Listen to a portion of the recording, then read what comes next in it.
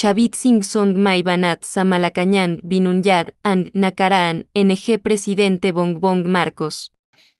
Kung babanatan niyo ako ng mga kasinungalingan, babanatan ko kayo ng doble. Hindi ko lang nadala yung papel dito. Sa susunod, papakita ko, senator pa lang, ang presidente, may kaso na, yun na pulis, dinemanda na siya. Nakademanda siya.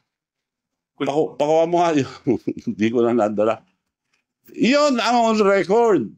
Ako, binabato nyo, puro haka-haka, puro sali-salita na hindi totoo. Eto, pag nagsabi ako, totoo. Sinong may kaso? Nademanda si Senator Bongbong Marcos. Panahon din na Pores, kasama siya ron. Sabi ko to, hindi ko sinasabi to dahil lang sa kasinungalingan mo, sasabihin ko lang to. Sige, magsinungaling pa kayo. Eto. Oh. Bongbong Marcos sued for plunder over pork barrel scam.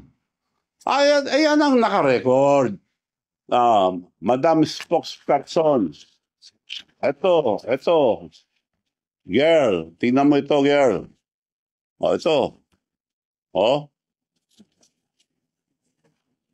Bongbong Marcos sued for plunder.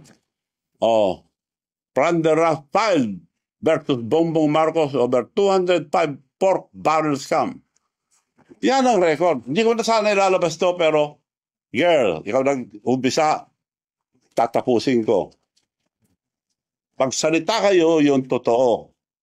Ako, sasagutin ko kayo, puro totoo ilalabas ko. So, yun lang po ngayon. Marami pa kayong maririnig. Antayin natin yung mga tagdog.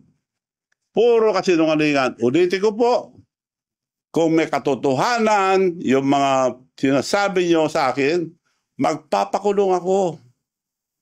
Hindi ako gagaya yun, nagsisinungaling. So, kontento ka na, girl?